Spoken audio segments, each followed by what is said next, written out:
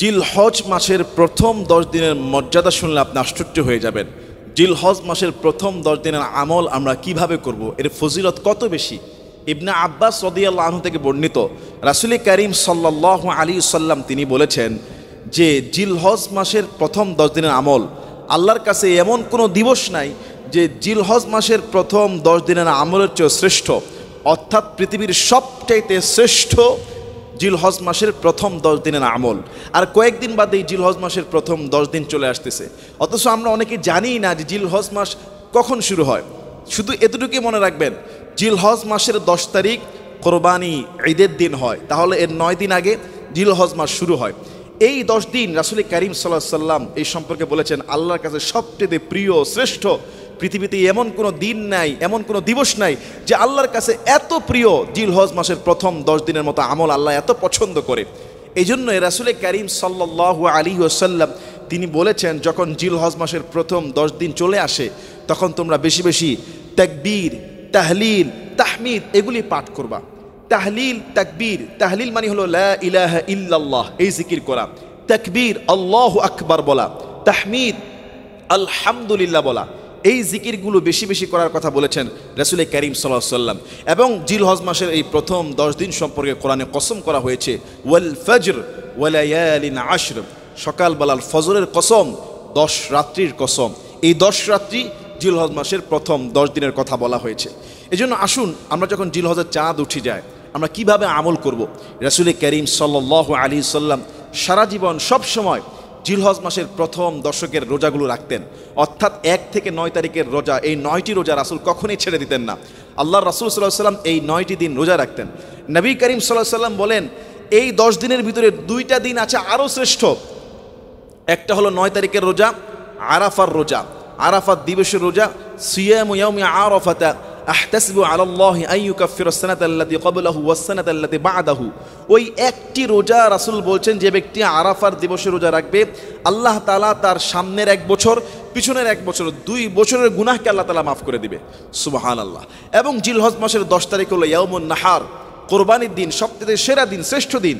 তাই এই জিলহজ মাসের প্রথম 10 দিন আমরা আল্লাহর কাছে বেশি বেশি তাওবা করব, ইস্তিগফার করব, আল্লাহর কাছে ক্ষমা চাইব, রোজা রাখবো। প্রথম 9 দিন, ঈদের দিন রোজা রাখা হারাম, 1 থেকে 9 তারিখ পর্যন্ত রোজা রাখবো। এবং বেশি বেশি তাহলিল, লা ইলাহা ইল্লাল্লাহ, তাকবীর আল্লাহু আকবার, তাহমিদ আলহামদুলিল্লাহ, এই জিকিরগুলো আমরা করব। এই জিকিরগুলো রাসূল সাল্লাল্লাহু আলাইহি ওয়াসাল্লাম করতে বলেছেন। আর এই 10 দিনের আমল আল্লাহর কাছে এত প্রিয়, সাহাবী ইবনে আব্বাস বলেন, হুজুর জিহাদের চেয়েও বেশি প্রিয় আল্লাহর কাছে আমল? রাসূল বলেন, হ্যাঁ, জিহাদের চেয়েও আল্লাহর কাছে বেশি প্রিয় এই 10 দিনের আমল। যদি ওই ব্যক্তির কথা ভিন্ন, যে ব্যক্তি জিহাদে গেল আর তার জান মাল সব কিছু হারিয়ে ফেলল, অর্থাৎ শহীদ হয়ে গেল, সে ছাড়া বাকি জিহাদের চেয়েও উত্তম হলো এই জিলহজ মাসের প্রথম 10 দিনের আমল। তো কুরবানির ঈদের আর বেশি দিন বাকি নেই, জিলহজ মাস কয়েকদিনের ভিতরে চলে আসতেছে। তো আমরা জিলহজ মাসের আগে এই প্রস্তুতিটা গ্রহণ করি।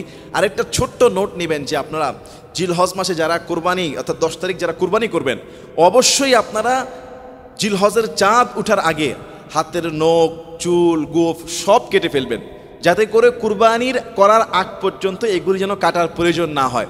রাসূল সাল্লাল্লাহু আলাইহি সাল্লামের এটা নির্দেশনা যে কুরবানি করার পরে, অর্থাৎ তার পশু কুরবানি করার পরে সে তার হাতের নখ, চুল, মোষ কাটবে, কোনো সমস্যা নাই। প্রথম 10 দিন সে শরীরের কোনো কিছু কর্তন করবে না। এমনকি যিনি কুরবানি করবেন না তার ক্ষেত্রেও একটা হাদিসের এরকম ইশারা রয়েছে যে এক ব্যক্তি বলল, হুজুর আমার কাছে একটা উটনি আছে, একজনের দেওয়া একটা উটনি আছে, তো এটা দুধ দেয়। রাসূলকে বলল যে আমি কি এটা কুরবানি করব? রাসূল বললেন, না, এটা কুরবানি করার দরকার নেই। তুমি কুরবানির দিন, অর্থাৎ তুমি তোমার হাতের নখ, চুল, তারপরে পশম, বগল, এগুলি যা আছে, বগলের পশম, নাভির নিচের পশম, এগুলি কাটবা, তাহলে আল্লাহ তোমাকে কুরবানির সওয়াব দান করে দিবে। তার মানে ঈদের দিন কুরবানি করার পরে শরীরের অবাঞ্ছিত লোমগুলো কেটে ফেলা, তাকে ইশারা করা হয়েছে। তার যেহেতু সামর্থ্য নাই, তার মানে আগে তো কাটা যাবেই না। তো রাসূল করিম সাল্লাল্লাহু আলাইহি ওয়াসাল্লামের হাদিস অনুযায়ী আমরা যারা কুরবানি করব আর যারা কুরবানি করব না, জিলহজ মাসের প্রথম 10 দিনের আরেকটি আমাল, এই 10 দিন আমরা কেউ চুল কাটবো না, মোচ কাটবো না, হাতের নখ কাটবো না, নাভির নিচের পশম কাটবো না। এগুলি যদি অনেক বড় হয়ে গেলে খারাপ লাগবে, এই জন্য জিলহজ মাসের চাঁদ উঠার আগেই আমাদেরকে এটা কেটে ফেলতে হবে। জিলহজ মাসের চাঁদ উঠার আগেই আমাদেরকে এগুলি কেটে ফেলতে হবে। এই বছর জিলহজের 1 তারিখ কবে হতে পারে?